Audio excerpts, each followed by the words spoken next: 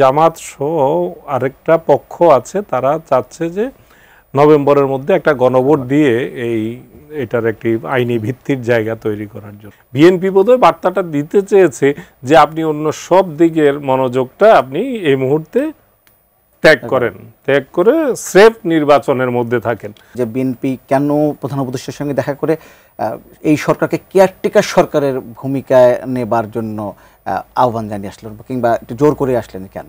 নির্বাচন তো আর এখন থেকে আমরা যদি হিসাব করি তাহলে তফসিল ঘোষণার আর 1 মাস 10 দিন বাকি আছে, যেটা প্রধান নির্বাচন কমিশনার বলেছেন যে ডিসেম্বরের প্রথম সপ্তাহে তিনি তফসিল ঘোষণা করবেন। তফসিল ঘোষণা করার পর পুরো দেশটা কিন্তু নির্বাচন কমিশনের অধীনে, প্রশাসন থেকে শুরু করে সব কিছু সাধারণত নির্বাচন কমিশনের আইন অনুযায়ী নির্বাচন কমিশনের অধীনে চলে যায়। এমনকি তখন যে কোনো একজন ওসি বদলি করতে হলেও সেটা নির্বাচন কমিশনের পারমিশন নিয়ে করতে হয়, একজন ইউনো বদল করতে হলেও সেখান থেকে ক্লিয়ারেন্স লাগে।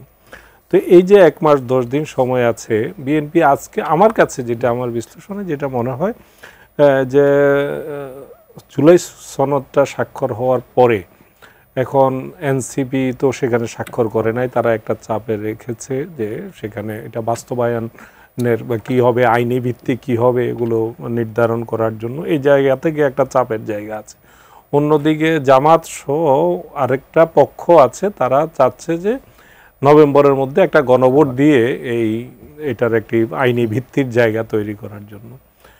আমার মনে হচ্ছে যে বিএনপি সেই জায়গাটাতেই বিএনপি সম্ভবত মনে করছে যে এই সরকার, ডক্টর ইউনূসের সরকার যাতে ওই সব এই গণভোট বা অন্যদিকে যাতে না গিয়ে, যদি কেয়ারটেকার সরকারের চরিত্রটা কি, চরিত্রটা হচ্ছে কেবলমাত্র নির্বাচন করবে, হ্যাঁ জাতীয় নির্বাচন করবে, অন্য কোনো কাজ রুটিন ওয়ার্ক। কেয়ারটেকার সরকার বলতে যেটা আমরা এর আগে যেটা সাংবিধানিক কেয়ারটেকার সরকার দেখেছি, বিচারপতি শাহাবুদ্দিনের বোঝাপড়ার একটা সমঝোতার কেয়ারটেকার সরকার দেখেছি, এই সরকারগুলো কি করেছে, একটি শুধু জাতীয় নির্বাচন কন্ডাক্ট করার জন্য যেটুকু দরকার এইটুকু কাজ করেছে।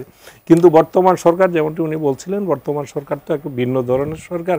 এই সরকার সংস্কারের দায়টা তাদের কাঁধে আছে, যেহেতু অভ্যুত্থান পরবর্তী সরকার জনপ্রত্যাশা, জনগণের আকাঙ্ক্ষা পূরণের জন্যই এই জুলাই সনদের এই বিষয়গুলো কেন আসছে তো যে এত রক্ত দেয়া, জীবন দেয়া, এর মধ্য দিয়ে জনগণের একটা আকাঙ্ক্ষার জায়গা তৈরি হয়েছে, রাষ্ট্রটাকে একটু পুনর্গঠন, রাষ্ট্র কাঠামোর মধ্যে যেসব দুর্বলতা আছে সেগুলো দূর করে একটি, যাতে আগামী দিনে আর কোনো ফেসিবাদ বাংলাদেশের ছেপে বসতে না পারে সেটা করার। এটা করতে গিয়ে অনেকগুলো কাজ করতে হচ্ছে। বিএনপি বোধহয় বার্তাটা দিতে চেয়েছে যে আপনি অন্য সব দিকের মনোযোগটা আপনি এই মুহূর্তে ত্যাগ করেন, ত্যাগ করে স্রেফ নির্বাচনের মধ্যে থাকেন।